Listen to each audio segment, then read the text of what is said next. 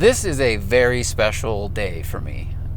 This is kind of a meet your heroes day because let's not stand on ceremony, I have been in love with the Ferrari 550 and of course the 575 ever since I laid eyes on them. When I saw them, I felt like a 6-year-old again. Like I just loved the car immediately based on how it looked. You know, I was in high school at the time, but just everything about the outside of this car I love.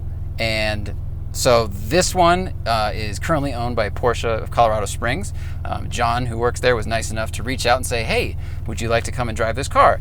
Yes, John, I will. You know, if I show up and you put me in a kill room, that's the price I was willing to pay because I just love these cars so much. But I've never driven one. I don't know how it's going to feel. I know that it was built at a time before dual clutches and true, mag ride, all this stuff. We're so used to how modern cars drive. This is going to be a really interesting experience.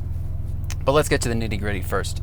This is a 575 Maranello, or 575M, which stands for Modificata. This is a 2003.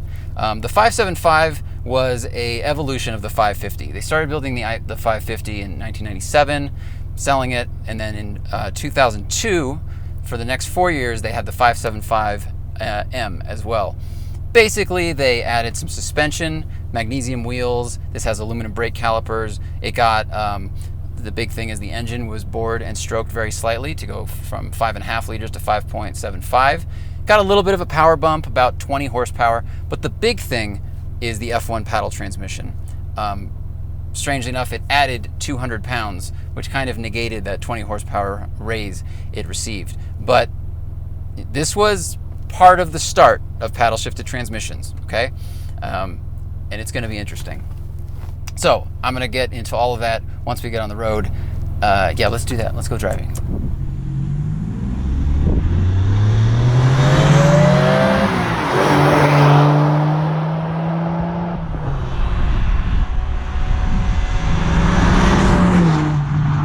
We are in manual mode. This car revs to 7,500 RPM. I'm shifting at 7. It feels just as smooth at 7,000 RPM as it does at 1,000 and 3,000. The first time I really got on it today, I revved right up to the red line without trying, without noticing. I was like, oh, I'm getting close, I'll shift soon. It got right there. It is so buttery smooth. And part of it is because it's actually not that loud. It sounds really nice, but inside and outside, it's not that loud a car. Part of me wishes, yeah, I wish it was louder. I do. It's a V12. It's a front engine V12 Ferrari, and I kind of want it to scream. One of these with a aftermarket exhaust with an electronic sport valve system, perfect. That would be perfect. You can kind of hear it. It's a little bit of that small displacement cylinder, or small cylinder sewing machine, but just butter smooth. And it builds speed. It builds speed so effortlessly that I'm skeptical that the speedometer is accurate. I genuinely am. I don't have cell service out here, so I can't GPS verify it. I'm going to when we get back down, and I'll put a lower third right here saying whether it is or not. But it is so smooth, and it just moves through the air so well and gets up to speed so easily. It's really, really impressive.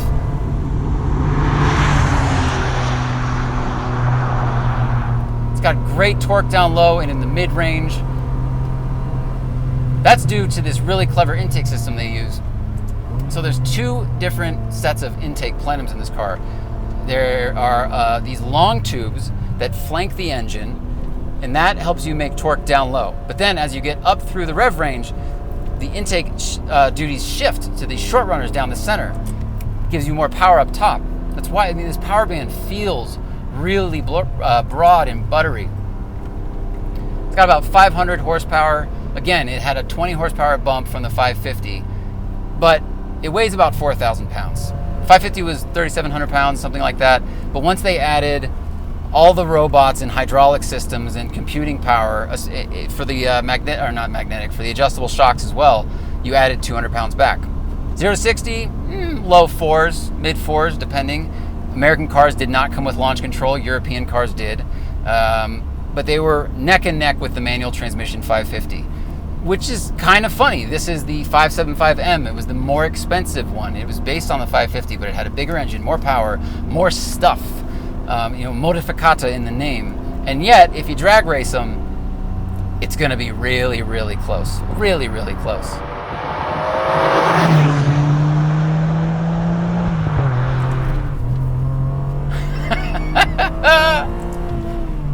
Oh, now you might see us jolt a little bit when it shifts. That's what it does. This is very, very early in the paddle shifted game. And what it is they took the exact same 6-speed that was in the 550 Maranello, and then they just added the robots, kind of like the Vanquish has, that do the shifting for you. So underneath all this bodywork somewhere is a hydraulic and electronic actuator system that is just moving the shift lever of the transaxle that's in the back there. It feels like riding with someone who has been driving a manual for about 2 years. An 18-year-old, they're pretty good at it. They don't slip the clutch too much.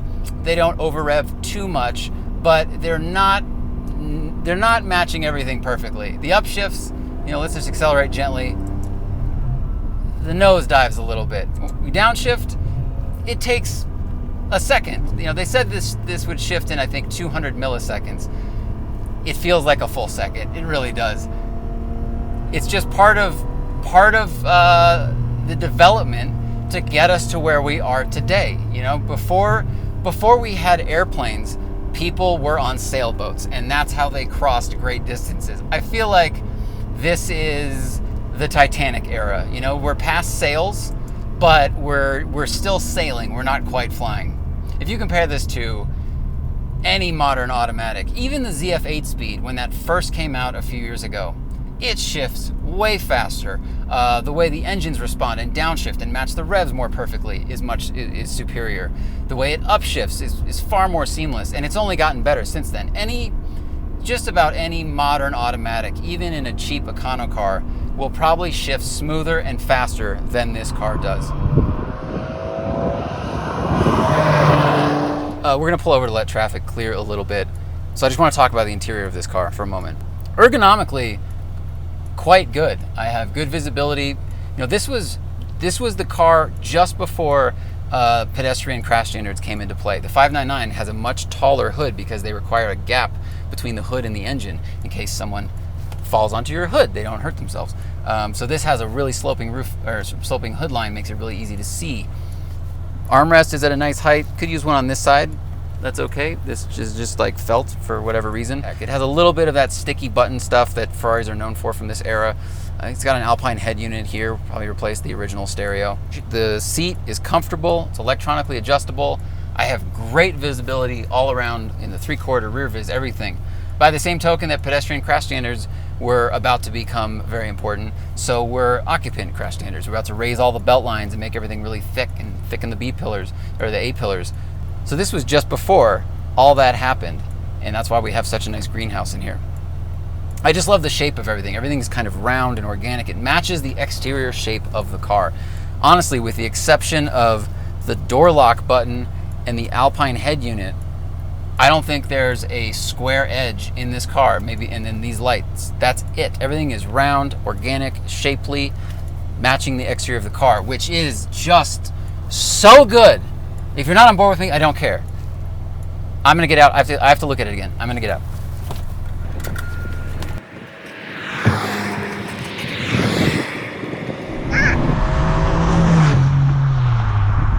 So this had really early adaptive suspension. You touch a button, it goes from normal to sport. Basically, it just firms up those adaptive dampers a little bit. They have sensors that read the road and react in time, but it doesn't firm it up enough. It really needs sway bars and stiffer coilovers. And these can be really fast. There were teams, ProDrive most notably, campaigned one of these at Le Mans and won their class in 2003, I believe. I mean, this is a powerful engine that is really stout, has a good rotating assembly, and the chassis, which is a steel chassis with aluminum around it, can be really rigid. You put the good parts on, it'll haul's ass. So smooth, just building power. Oh my God. Again, if that speedometer is accurate, wow, what a GT car. Like, the soft suspension, yes, in tight corners it will annoy you, but here it's just soaking up all of these little rollers and imperfections in the road, and you just want to just motorboat this thing down the road. It just feels like it comes on plane, and I just want to cross a continent, and that's what this car was about. You got to remember that for 30 years, Ferrari had been putting their V12s in the mid-engine position, behind the driver.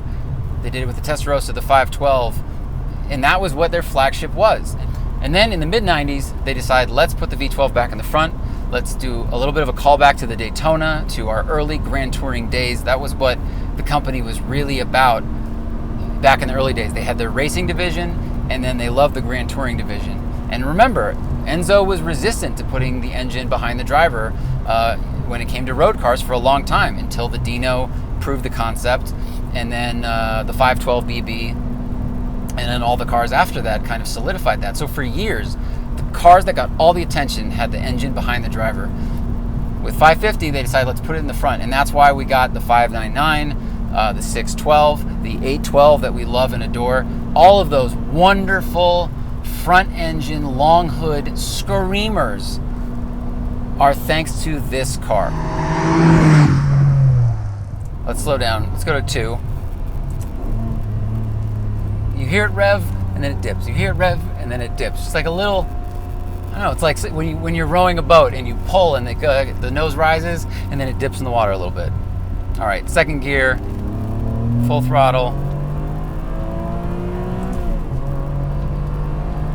It is sweeping past all of the numbers at an equal pace. These cars were known for just moving right past the 200-mile-an-hour barrier with ease because they're so slippery. Not something you can say about every car that has advertised a 200-mile-an-hour top speed, by the way. Mustang! They're funny Ferrari-isms. Like when I turn on the blinker, it just shows 2 arrows blinking. So which blinker's on, which direction? I don't know. Doesn't matter. Get in front of the car, make the turn, turn the blinker off, and keep going. That's what you're supposed to do. Oh my, it's effortless. There is no friction in this engine. None. I mean, V12s, they're very special. They feel smooth. They're incredibly balanced. And this is an amazing example of one. Corners, it definitely leans. We're in the sport mode. The shocks are on their firmest setting, which feels a little bit like a pillow. That's a pillow in its firmest setting. It's not the best analogy, but like it's leaning a lot. If I brake, the nose dives. If I get on the gas and downshift, it squats back. It's like a wave runner. It sits back and starts to go. Look, they're working with an old chassis. This is the same chassis the 456 was built on. But they've done, it's greater than the sum of its parts. And I feel like these cars will be worth a lot of money in the near future. Everything is going up that we loved when we were young. That's how nostalgia works. That's how collector cars work. These were early 2000s. And right now you're seeing the Civics, you're seeing all the things from the early 2000s really start to go up. These are a little bit out of the price range of people my age, but it is just as good at being a GT car as I hoped it would be. This is an imperfect example. I freely admit that, and so will John from Porsche Colorado Springs.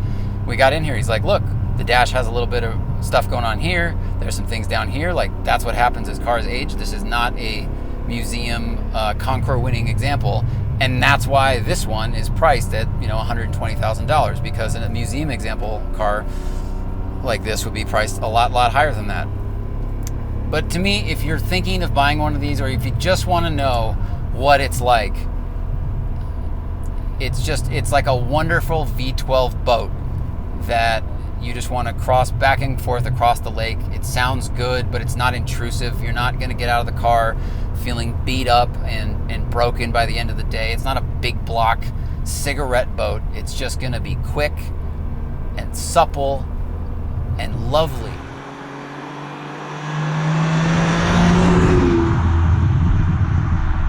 think we're going to end here because we're in traffic now, and the car's just idling nicely, downshifting fine, AC's working. So I'm all over the map because I love these cars, and I'm glad I met my hero. It did not disappoint. I can't stop looking at them. So I want to thank John Deisty at Porsche Colorado Springs for messaging me and offering me this amazing opportunity to drive one of my heroes, one of my favorite cars, giving me this wonderful memory I'll have. And I hope you guys enjoyed this too, because even if only 2 people watch it, it was worth it to me. It's worth it. Oh, I just want to go 200 miles an hour. I just want to ship this to the Autobahn and just drive back and forth across Germany until I have no money left in my bank account and I've given it all to the petrol station. That's all I want to do. And remember, always fight your tickets. Use code TST10 on the Off the Record app available in the Android and iOS store, or go to offtherecord.com/TST.